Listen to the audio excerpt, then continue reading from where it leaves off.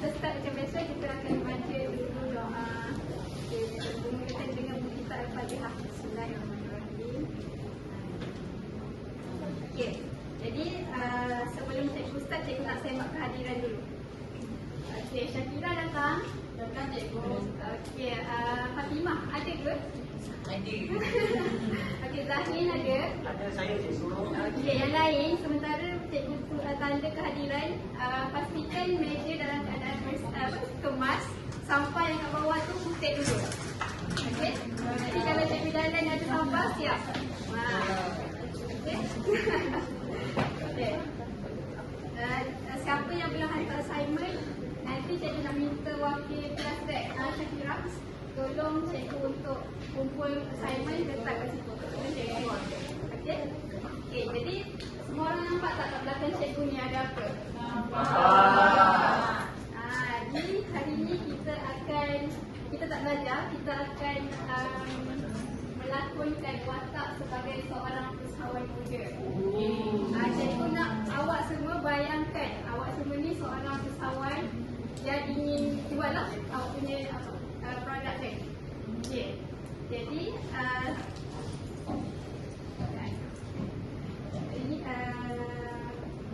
jadi setiap kumpulan akan ada produk yang berbeza. Cikgu akan bahagikan ni kumpulan sebelah kiri cikgu A, kumpulan pizza. Ini kumpulan kek, kumpulan kuih raya.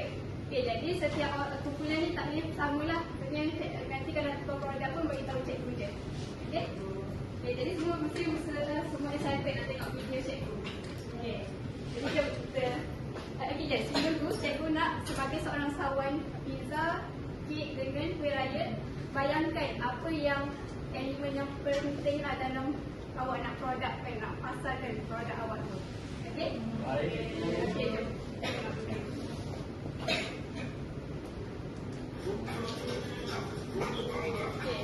Kelas cikgu di sini kita akan belajar pitching kan. Tapi ini cikgu nak tengok awak ahli apa je benda yang boleh menarik awak punya produk untuk orang beli. Apa dia tu? Ya, kita akan lapar setelah dengan kelas ni. Sebab apa? Produk tu mestilah tengok dia akan potong, tengok dia punya telur tu sedap kan?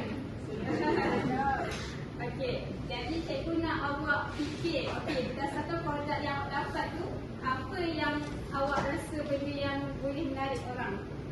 Benda yang awak rasa penting lah untuk pasarkan produk awak. Okey, next.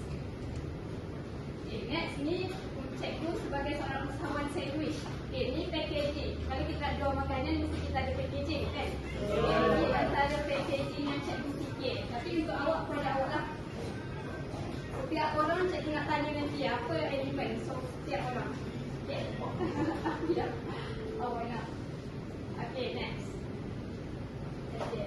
Jadi, ni adalah yang cikgu fikirkan lah. Okay, untuk sandwich, mestilah kita, takkanlah kita bagi macam tu je kan dekat kita punya pelanggan. Jadi, mesti ada packaging. Okay. Ni ada next. Ni antara contoh lah. Okay, next. Next. Okay, awak rasa apa yang ni macam ni pun ada juga. Dia simple je tapi mak lama tercapai. Macam tu. Okay, next. Okay, ni pula. Ni tengok. Dia sandwich tapi apa yang buatkan dia berbeza? Dia ada buah, ada whipping cream. Dia still sandwich tapi dia berbeza daripada yang lain. Cikgu nak awak fikir apa yang faktor yang apa yang awak rasa dalam produk awak tu yang boleh menarik orang. Okay? Jadi apa yang kita nak belajar hari ni, kita nak tengok idea packaging untuk sandwich. Okay, kita akan belajar. Okay, next. Sorry. Okay, kita nak belajar faktor-faktor yang perlu dipertimbangkan dalam rangka bentuk makanan dan pembungkusan. Okay, jadi awak bayangkan awak sebagai usahawan muda. Sebab dia nak awak jiwa tak. Okay dah. Terima kasih.